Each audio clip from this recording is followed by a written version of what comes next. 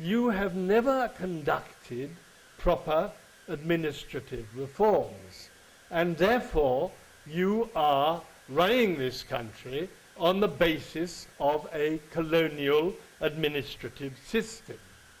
You are not running it on an administrative system which is fit for a democracy based with the aim of development, but on a colonial system based on the aim primarily of law and order and subjugation.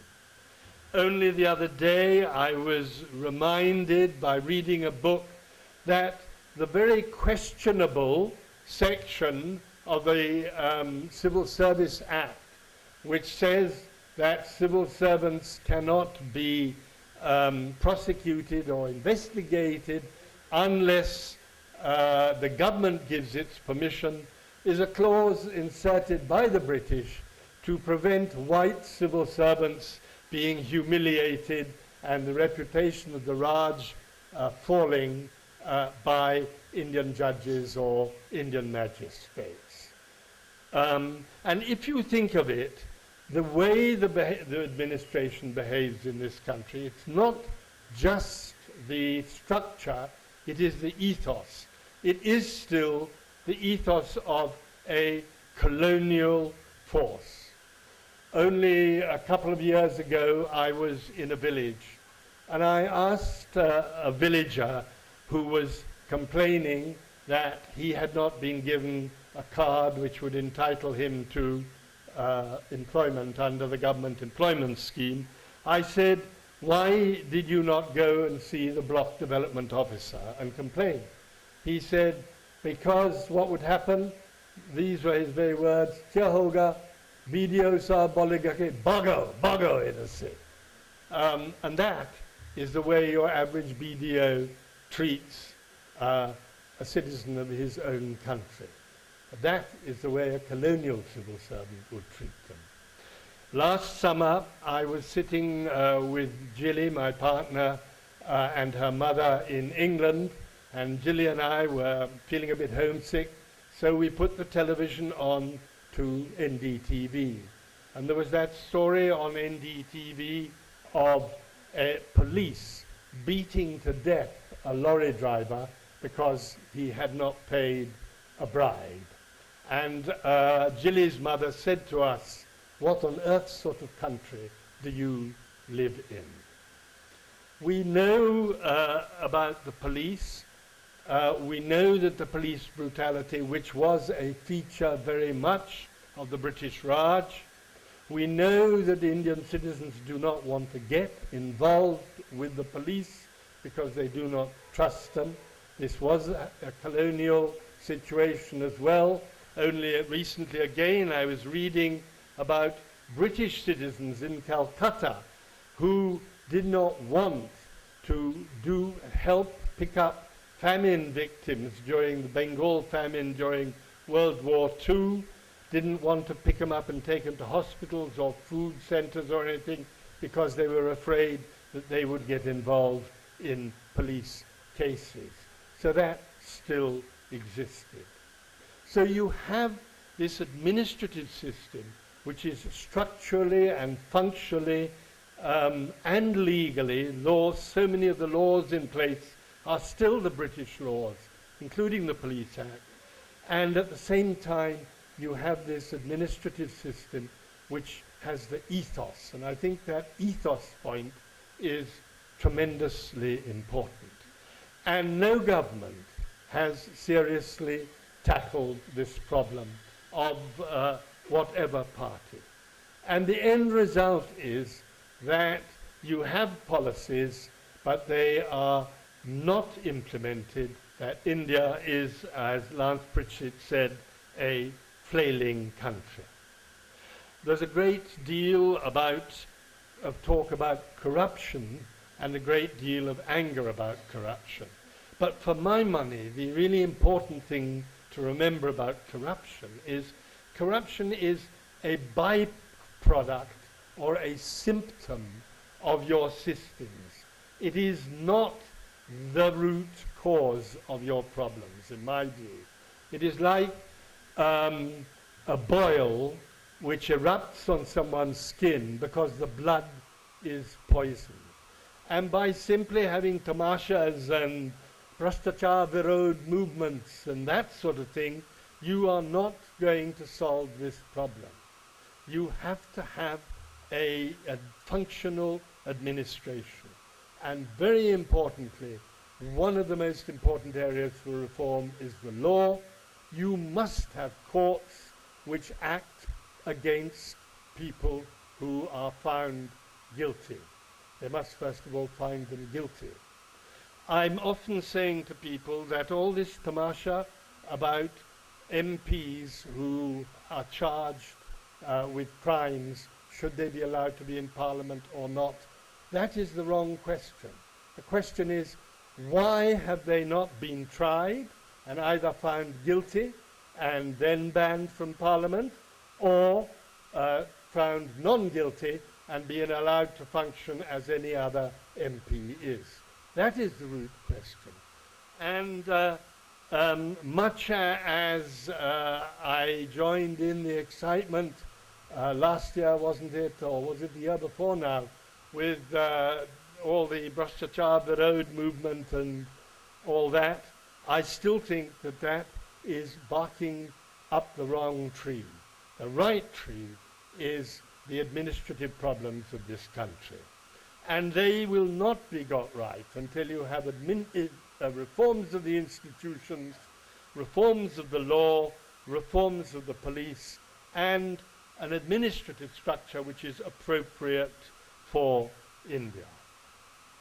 So that, in a way, deals with the problem of a non-functioning government.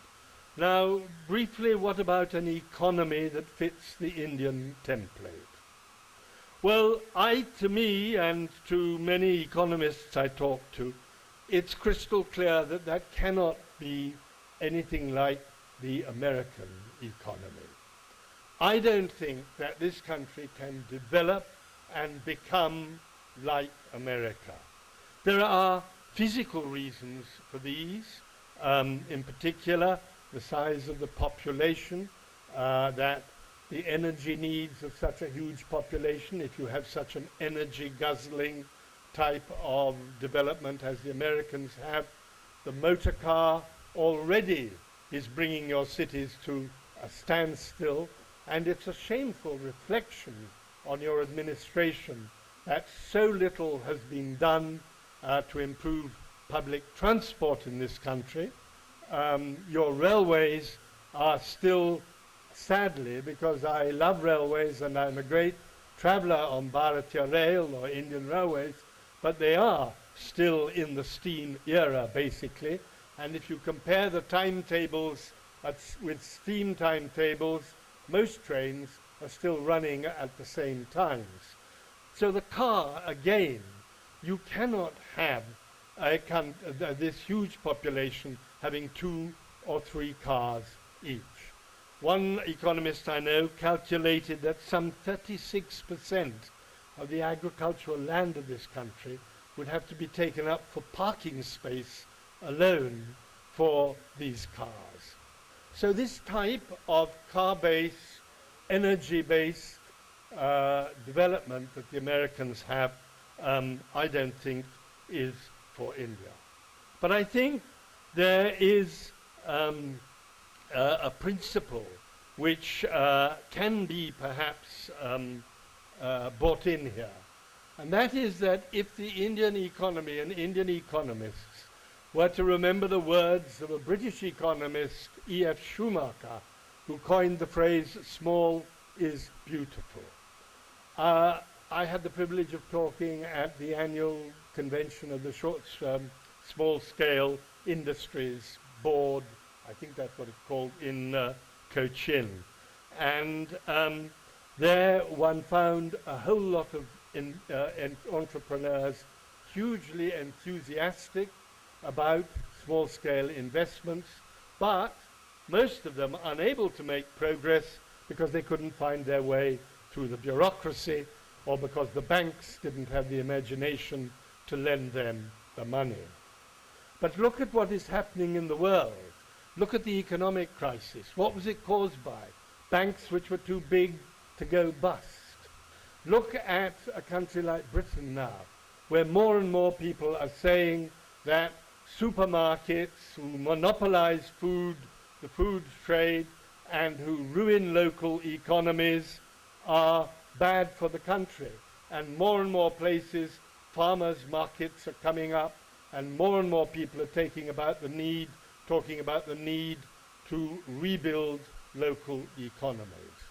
Well, I think in the Indian context, this concept of small is beautiful, this concept of small-scale industries is something which should be far more energetically pursued. Because one of the great achievements of this would be that you would hopefully push things out.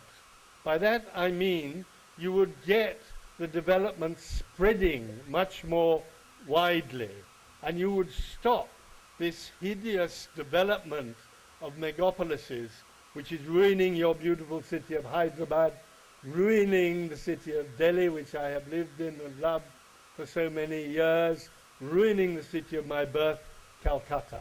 Why are these people all coming in here? Because the development has been so lopsided and so centric and big-oriented that there is no work for them outside. And the small towns of India are, for the most part, in a miserable state as a result of this. So I would say that this might be something worth thinking about in designing an economy which has an Indian template. But there is another reason why I think the economy, the way the economy has developed in America and in Europe, is something which is no longer right. I think I would use that word. And in order to make that point, I will quote individualism, the aggressive acquisitiveness, the aggressive desire for things for yourself. That goes with consumerism. You only have to look at the advertisements, the vast hoardings all over your own city and see what they are. They are appeals to greed. And for that reason, if for no other reason, I think this consumerism is an inhuman way of doing economics. We have to find another way, and India does have the answer. When I was coming from the airport, I had the privilege of sitting with a great scholar who's sitting down there, and a man who is learned in 3 subjects, and I'm not really learned in one, and a scholar of Sanskrit. And he said, and forgive me if I got it not quite right, but he said the core of Hinduism is the control of the ego. And what is consumerism all about? The boosting of the ego. So in your Hindu culture, you have this thing. In the Buddhist culture, you have the very strong emphasis on non-attachment. And you have similarly in the Jain culture as well. In the Gita, you have that main central point that we should all work to do our duty, not worry about what the fruits of that work are. So in your culture, you have this anti-consumerism actually built in. If only you would preach that part of your culture, teach that part of your culture, spread that part of your culture, and include it in your economic policies. And lastly, when I come to culture, I come to something which is very dear to me, but I know is controversial, and that is the culture of tolerance, which I think is vital for the world and vital for India. and it's very dear to me because I have had a profound change in my cultural view through living in India and trying to understand this point. When I came to India, I was a very traditional Christian, and I believed that the words from St. John's Gospel, that Jesus is the light, the way, the truth, and the light, meant that Jesus was the only way to God. Since being here and reading about Indian thought, and I don't just mean Hindu thought here, Buddhist thought, Jain thought, and seeing the way different religions live together in this country, and the history of how they have lived together in the past, I am absolutely convinced that religious tolerance is possible and is very important indeed. And I think that it's very necessary that the rest of the world should learn from the Indian example of this. I don't need to say any more to you about the cultural tolerance, because you all know about it, although some of you may think that if you stress this too much, then you are no longer being santulit. Asantulit, I should think, would be the word, wouldn't it? But for me, this is absolutely crucial. And it's crucial for India because you do have such a varied population. But it's crucial for much more reason than that. It's crucial to show the world. And when you look at what is happening in the West, in their attempts to be multicultural, you see that they are slipping into the trap of saying multicultural is basically to despise all religions, to wish all religions would go away. That is certainly what is happening in Europe, a particularly virulent form of secularism which says, really, if you must be a Christian, please go and do it in a cupboard somewhere. Don't let it have anything to do with public life or anything like that. And I had a wonderful example of this when a few Christmases ago I woke up to hear a discussion on the BBC about, which I thought was utterly futile, about whether people should send Christmas cards or not. Because if you sent a Christmas card, that would be being Christian, and that would be terrible. So you must send a midwinter card. And it was a futile discussion. But people were taking it seriously. I got out of bed and picked up my copy of the Hindu, and there on the front page was a big picture of Gopal Gandhi, governor of West Bengal, giving a Christmas party for the Christians, children of West Bengal. Now, which is the better example? The Indian example, clearly. Incidentally, every year as a Christian, I am invited to carols in Rashtrapati Bhavan. Only when Narayanan was there was a Christian president that I can remember, anyhow. So I